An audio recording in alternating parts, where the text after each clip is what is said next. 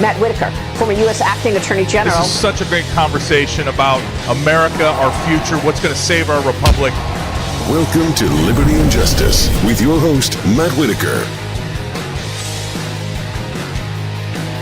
Welcome to Liberty and Justice. I'm your host, Matt Whitaker. I am joined here by a couple warriors, patriots, and good friends. Ken Paxton, Texas Attorney General, Sean Reyes, Utah Attorney General.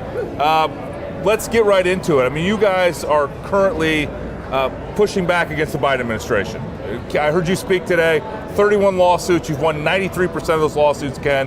Talk to me a little bit about what you're seeing from this administration in Texas and how you're fighting back against it. So I've seen the most aggressive abuse of the Constitution and the role of the presidency. It's pretty much federal law is irrelevant. If they don't agree with it, they just change it.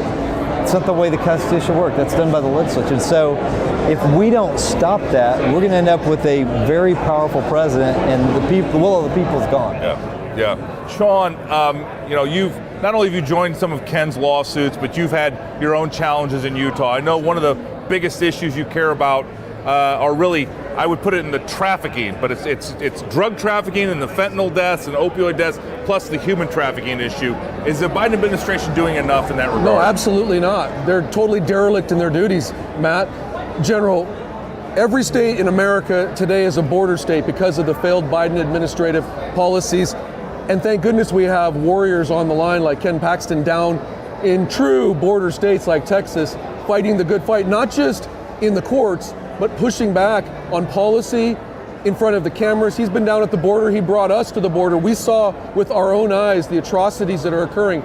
All of these folks that are coming across are being victimized by the cartels who are monetizing them through human trafficking, through drug trafficking, organized retail crime. It's an absolute embarrassment and shame. Secretary Mayorkas should resign. Joe Biden should be impeached for just the border policies alone. And again, as Texas goes, so goes America. We need to get this guy reelected and make sure everybody in Texas who holds office right now is reelected, because they are the bulwark helping us in all the other states stand up against the cartels, stand up against crime, stand up against trafficking. Yeah, Ken, as you get around the state of Texas and talk to your constituents, what's on their minds? What are they thinking about? What do they need help from to make sure that they can hand the next generation the opportunities that they've had? Well, now, illegal immigration is obviously having a massive effect on our state. You see the DC mayor complaining about 4,000 people. That's like 0.1% of the total problem. We have that every day. But it's also, now really high gas prices, energy, we're not energy independent anymore. High inflation, people are struggling to even drive their cars, let alone pay for food. It's a different world under the Biden administration. It's one that I don't think many people like. Yeah, now you two both have a great relationship, and that's one of the things. When I joined you on the border, I think it was in at least January of this year. I'm trying to remember when we were down there, but you invited me, and I said yes, I want to see it. I've been down there many times when I was at DOJ, but it was good to remind myself of the vulnerabilities. They barely had a flak jacket big enough for your it was barely, chest or your arms. Barely. It wouldn't fit now for sure, but one of the things I've noticed about the state attorneys general, Sean, is the relationship and the goodwill that you've all built. How has that happened? How have you built these relationships between you and Ken and so many others, including my good friend Eric Schmidt up in Missouri? How is that guys like together? Jeff Landry, who's also here from Louisiana? We absolutely have a lot of collegiality because we've been in so many battles together. Some of this goes back to us fighting the Obama administration back then, and it's carried on over. When you're in the trenches together and you have great teams and staff, our solicitors general, our teams all work collaboratively, and we need to, because you would know this, General, when you ran justice, you exercised great restraint and responsibility with the massive power that the federal government has. The Biden administration has no such compunctions. And in order to leverage back and push back against that monstrosity, constantly trying to divest the states of power, we need not just Texas and Florida and Louisiana, but all of our states working together. So it's really personal relationships, picking up the phone calls and making sure that we're talking and coordinating. And I think it's really healthy. It really has created a dynamic of all of the states working together to push back and protect our constitutional prerogatives in terms of the federal government. Yeah. General Paxton, you spoke today, and I'm not going to say it was you played on your home field, but you had a lot of fans. You were well received. Your remarks were well received. What was the one thing, if they didn't have a chance to see your speech today, that you would like the people watching this show and the loyal listeners of Liberty and Justice to know about your remarks today at CPAC? Yeah, well, I appreciate that. Yeah, I would say my discussion about election fraud, supposedly a dirty word. You're not even allowed to bring it up. You can lose your bar license there after my bar license because I talked about it and because I filed lawsuits over it. But if we don't figure out a way to address this issue in my state, which is a real problem, and I prosecute voter fraud, or I used to, and until we have issues here, if we don't figure out how to deal with that issue, all of the other issues go away. We won't be able to do anything about any of them. Yeah, and that's so important. I mean, we have to have clean elections. We cannot have a country where there are almost 50% of the people don't believe in the outcome of the election, whichever. And it seems like it's, again, I talk a lot about this two-tiered system of justice where, the left in 2016 can talk about illegitimacy of a president, can, object to a vote, can do all the kinds of the things that they did when Donald Trump became president. And then in 2020, when the shoe's on the other foot, all of a sudden those were all declared out of bounds. And, like you said, you'd be shut down, deplatformed, whatever other opportunities they had. And they were working, and they were a shame. One of the things I think is important, we're asking the wrong question sometimes. We're always they're asking us, well, prove voter fraud.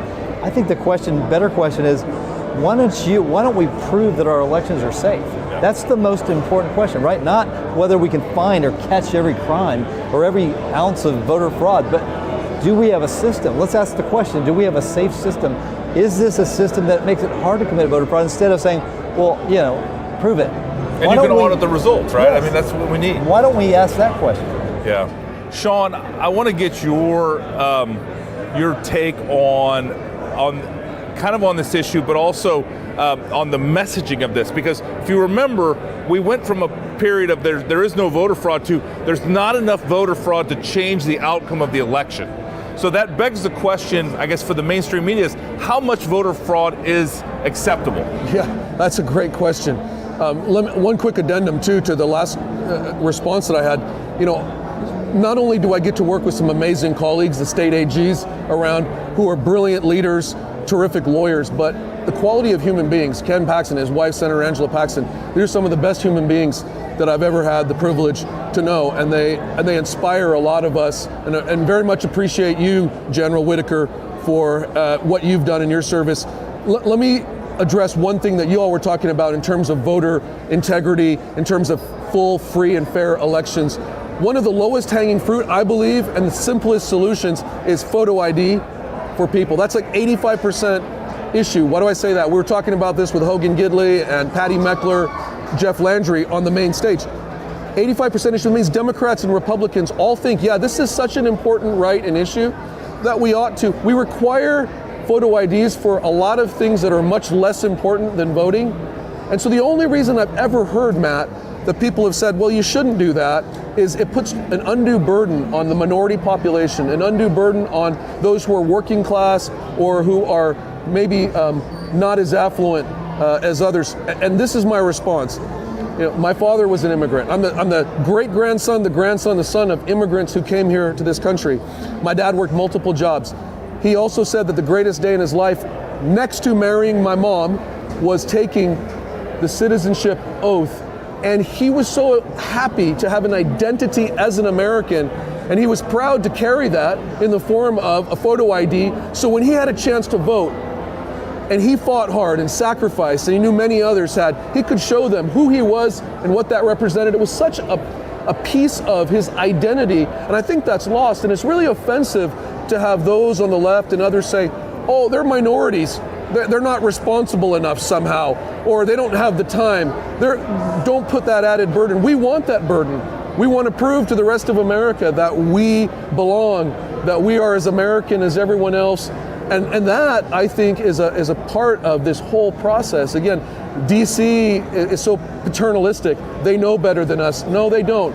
We were on the wrong side of the tracks. My dad, working 3 jobs, still found a way to go to the municipal office if he needed to, wait hours in line, and get whatever was required for a permit or renew a license. We should have that responsibility, because voting is not just a right, it is a responsibility. And so in terms of what you guys were talking about, that's an issue that I think all states, Texas has led out in so many ways, pushing back and fighting to assure full, free, and fair elections. But that's something that we can all do. Require photo IDs. It's really that simple. Yeah, I'd like to talk briefly about, we see this rising crime rates in our major cities. Ken, it's something I'm sure you're dealing with here in Texas, with progressive prosecutors that are unwilling to prosecute a large swath of crimes. I mean, how do we address that? You saw where Governor DeSantis just fired or is attempting to remove a local prosecutor. What the American people want: law and order. They want peace and tranquility in their neighborhoods. How do we deliver that to them? They should. Well, there's 2 parts to this. One is stop defunding the police. Austin, one of our big cities, took 1/3 of their budget away. What do you expect? Now they don't have the resources. Second, every state is different how this works. My state, the DAs have sole authority for any criminal prosecution, so it's very easy to manipulate locally with simple elections. So states need to have some type of accountability for that. Whether DeSantis could go fire somebody. In my state, if a DA says, I don't care what the legislature passes, I'm not going to prosecute any crimes unless I don't like you. I mean, they can do whatever they want in this state. We need to change laws so that we have accountability and there can be prosecution for crimes. Yeah. Sean, when we came in the Bush administration as U.S. attorneys, Project Safe Neighborhoods was a big thrust, where we essentially took gun crimes and made them federal cases. We did the same thing in the Trump administration, and we have always, I think, under Republican administrations, helped the local police departments get the shooters, the trigger pullers, and those types of folks off the streets. Do we need more federal involvement in the prosecution of crimes, or can states and localities handle the rising crime rate themselves? No, truly, we need all assets combined together. It's just that when you have a federal government that's not willing to step in and empower states to do their jobs, and you have conflict, that's the problem. We will try our best, just like Texas does at the state and local level, but we absolutely need partners at the federal level. The retail industry loses $40 to $80 billion a year to organized retail crime because, just like you said, we have DAs who deprioritize white-collar crimes and frauds. They deprioritize a lot of sexual crimes. They are not pushing gun crimes the way that you all did when you were in office. And it sends a message to both the community to lose faith in law enforcement, but also to criminals. It very much emboldens criminals to come forward. That's why we see so much activity coming across the border in organized retail crime and theft, because they know law enforcement won't respond. And the reason law enforcement doesn't respond is they know DAs. We have to get good DAs elected. The DAs say we're not going to charge those cases. And that creates a spiral right now. You look at cities, blue cities, or at least cities that are controlled by mayors or governors in blue, they look like war zones right now. You took the Bay Area or Seattle or Minneapolis, proud cities that are beautiful, but right now without what you brought, a respect for the rule of law and a confidence that people would actually enforce laws, a respect for authority, you have chaos. Yeah. And it's a shame. In both cases, I first met each of you in my official capacity at the Department of Justice. And in one case it was in the main conference room on the 5th floor. Ken, you met us when we traveled down here to Texas, working on some of these important issues in the Trump administration. So in each case, though, I felt like that relationship was strong. I knew that I could call you, find out the truth as what was going on, and collaborate on solutions. And I know it was vice versa. When we needed you guys, or you needed something from us, we would make sure that we took your phone call, or we met with you, and we talked about it and solved these problems. Do you see the same thing out of the Biden administration? No, just the opposite. They don't call us, they don't take our calls, and then we have like Mayor Garden threatening parents for speaking out and threatening to investigate parents for expressing their First Amendment rights. So we have a federal government and a DOJ that's very politicized. and that is focused on threatening people as opposed to cooperatively working on law enforcement issues. That's true cooperative federalism, what you embodied, right? The feds and the states on equal footing working together.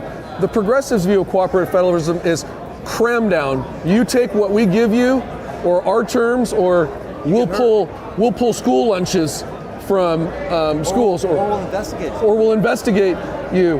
What you did, look, even progressives who want to complain about policies of the Trump administration, they cannot argue that the Trump administration, at least in our experience, we've talked about this, was the most accessible and inclusive administration that we'd ever worked with. They called us. We didn't even have to call them. Hey, can we come visit you in your state? Can we see what's happening on the ground? Educate us, help us. And I know Ken and I both did presentations at the White House at your invitation to educate people of all backgrounds, bipartisan, nonpartisan. We want to help every city, every community. And it was not partisan political, but again, this administration, it's different. Yeah, and I know you probably, I was talking to my good friend, Eric Schmidt, who just won the Senate primary, but he's the Attorney General of Missouri. And he was telling me that in St. Louis, his office, the Attorney General's office, gave a free prosecutor to the U.S. Attorney's office in St. Louis to do these kind of gun crimes and violent crimes, and so they plussed them up.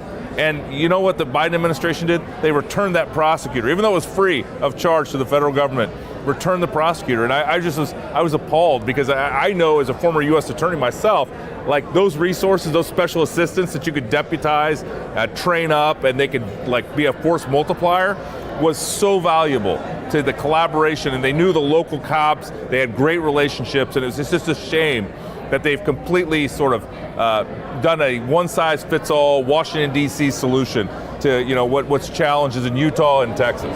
And again, not encouraging real law enforcement, focusing on political issues instead. And in my opinion, DOJ and other law enforcement are losing credibility with the people. They don't trust them anymore.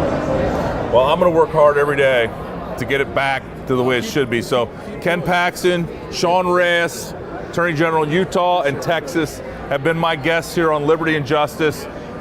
Make sure you catch us every Friday at 7 p.m. on CPAC Now. Otherwise, everywhere good podcasts are distributed, or everything I'm doing is at Whitaker.tv. God bless and thank you.